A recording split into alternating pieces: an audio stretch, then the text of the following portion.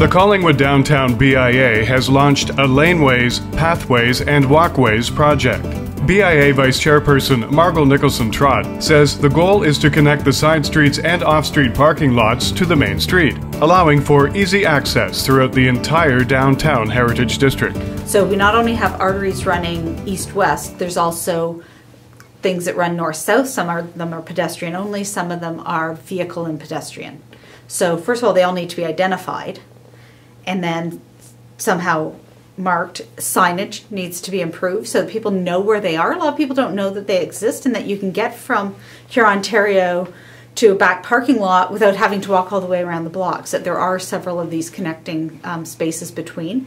And then also maybe cleaning them up, which could be anything from a mural being painted on the wall, maybe just painting them a brighter color, improving lighting. It could include benches, it could include chess tables, maybe some greenery. So it's sort of depending on the pathway, the width of it, and where it's going, will identify what will happen to it. One downtown off-street parking lot where people may not easily identify the walkway to Huron-Ontario Street is the St. Marie Street lot between Huron and Simcoe Streets. So the challenge is signage, identifying it, and making it a user-friendly pathway. That particular pathway regularly gets hit with tagging, and it is actually currently, it's a private property, but the town has the right-of-way through it.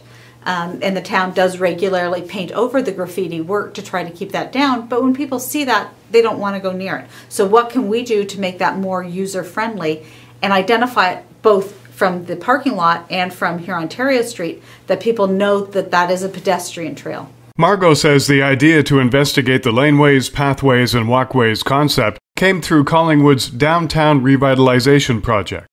There were several surveys done from consumers and commercial space surveys, and one of the things that was identified through a strategic plan process afterwards in a SWOT analysis was these were things that were being somewhat neglected and overlooked, and the concept came about of creating some kind of a committee to do something with them. What exactly, it's not a set course plan because every laneway is going to have different challenges. Some of them are public property, some of them are private, some are private but with public deeded access. So they all have different challenges, and the widths of them will all have different capabilities. If it's a very narrow laneway, you're obviously not going to put a bench in it. If it's something like the laneway we'll all refer to as the old Shoppers Laneway, that goes to the parking lot behind the arena, it's wide enough that maybe some benches could go in there. Maybe over in the laneway by the CIBC and the old bingo parlor, it's wide enough, maybe there'd be room there to put a couple of picnic tables and maybe some chessboards or something that can make it an interactive space while still connecting you to the farmers market and the Pine Street parking lot. Many special events put on by the town, the BIA, and other local organizations often take place in or near the off-street parking lots, away from Huron-Ontario Street. Improved awareness and easy identification of downtown walkways would help increase traffic flow. Absolutely, it'll be beneficial to the events, and it also creates that sense of community where people can use the spaces for something other than just a pathway.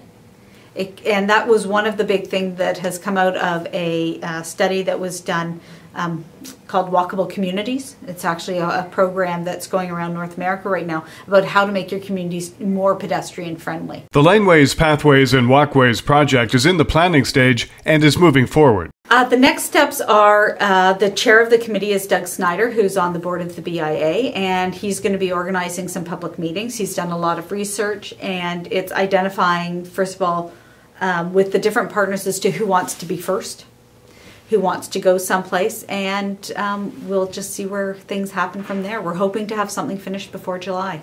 If you have a comment or would like to know more about the Laneways, Pathways and Walkways project, contact the Collingwood Downtown BIA by visiting their website at www.collingwooddowntown.com.